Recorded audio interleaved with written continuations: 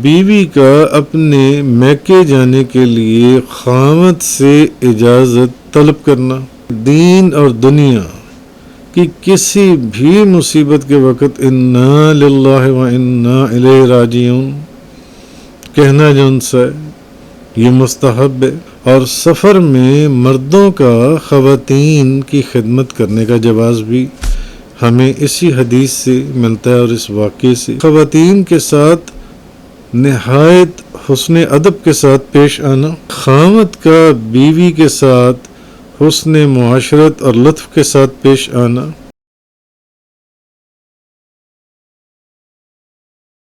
سورہ نور کی آیت نمبر 11 سے 20 تک کا بیان چل رہا ہے، اور اس سلسلے میں سورہ نور کی آیت نمبر 11 سے 20 اور حدیث افک کے ضمن میں اب تک تقریباً ہمارے 5 دروس مکمل ہو چکے ہیں، اور آج اس سلسلے کا 6واں لیکچر ہے۔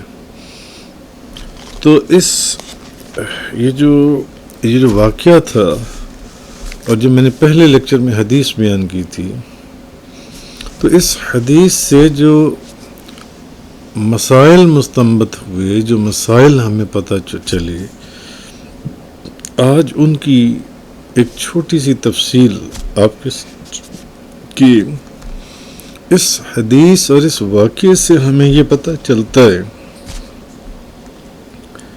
کہ سفر میں لے جانے کے لیے اپنی ازواج کو یا ازواج میں سے کسی کو سفر میں لے جانے کے لیے قرعہ اندازی کی جا سکتی ہے، قرعہ اندازی کرنا جائز ہے، اس میں کوئی ایسی بات نہیں ہے۔ اور دوسری یہ کہ خواتین کے غزوات میں شریک ہونے کا جواز بھی ملتا ہے، اور ہمیں اس بات کا بھی پتہ چلتا ہے کہ خواتین کے اونٹ پر سوار ہونے اور کجاوے میں بٹھانے کی اجازت جن سی ہے، ان کو بٹھایا جا سکتا ہے۔ اور سفر میں مردوں کا خواتین کی خدمت کرنے کا جواز بھی ہمیں اسی حدیث سے ملتا ہے اور اس واقعے سے۔ اور دوسری بات یہ کہ لشکر کی جو روانگی ہے کا یہ امیر کے حکم پر موقوف ہونا لشکر کی روانگی کا یہ ڈیپینڈ کرتا ہے۔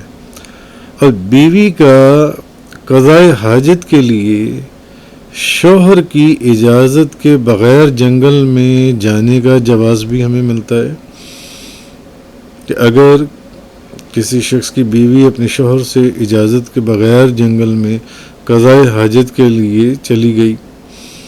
اور دوسرا یہ کہ خواتین کے لیے سفر میں ہار پہننے کی اجازت بھی، کہ وہ ہار پہن سکتی ہیں سفر میں جن سے۔ اور خواتین کے ساتھ حسن ادب کے ساتھ پیش آنا، اور خصوصاً جنگل کی تنہائی میں، جیسے کہ حضرت صفوان نے از خود بغیر کہے سنے اونٹ کو بٹھایا اور پھر اونٹ کے پیچھے پیچھے چلنا شروع ہو گئے۔ تو معلوم ہوا کہ خواتین کے ساتھ نہایت حسن ادب کے ساتھ پیش آنا، جیسے کہ خصوصاً جنگل کی تنہائی میں نے عرض کیا جن سے۔ اور پھر اس واقعے سے ہمیں یہ بھی پتہ چلا کہ ایثار کا بیان، کہ حضرت صفوان خود پیدل چلے اور حضرت عائشہ کو انہوں نے سوار کر دیا۔ اور پھر یہ کہ دین اور دنیا کی کسی بھی مصیبت کے وقت انا للہ و انا الیہ راجعون کہنا جو ان سے یہ مستحب ہے۔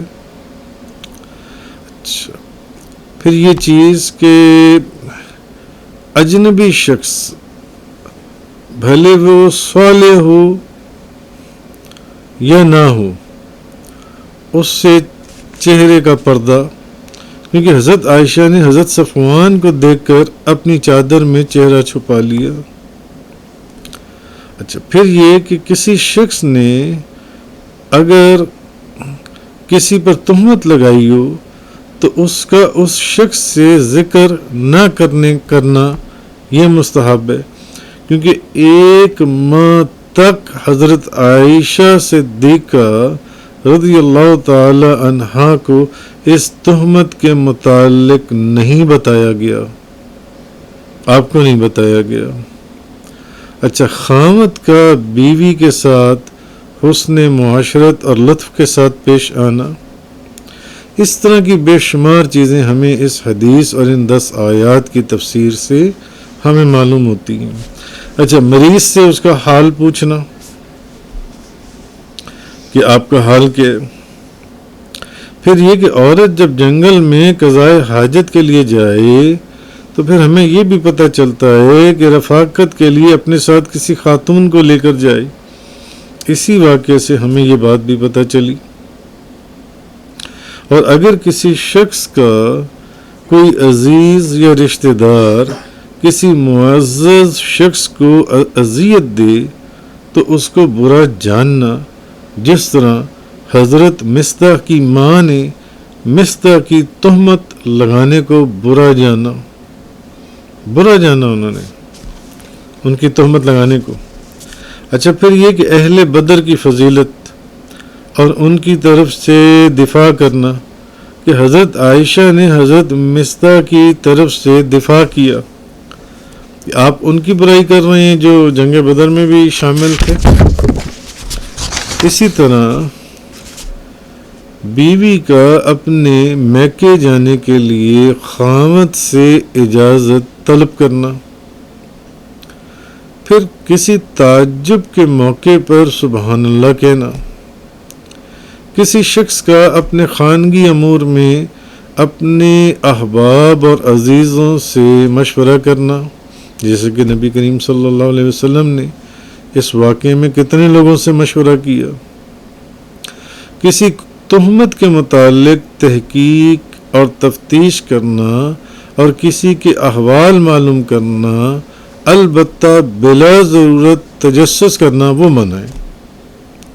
اچھا، حضرت صفوان بن معطل رضی اللہ تعالی عنہ کے فضائل جو نبی کریم صلی اللہ علیہ وسلم کی شہادت اور حضرت عائشہ کے بیان سے ظاہر ہوئے، اس واقعے سے ہمیں ان کے بھی فضائل پتہ چلے۔